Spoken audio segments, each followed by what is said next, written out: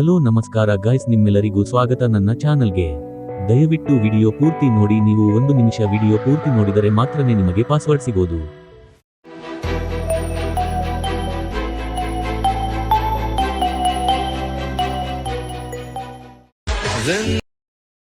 ರೋಡಿನ ಬಾರಿನಿಂದೆ ಹೊರಡು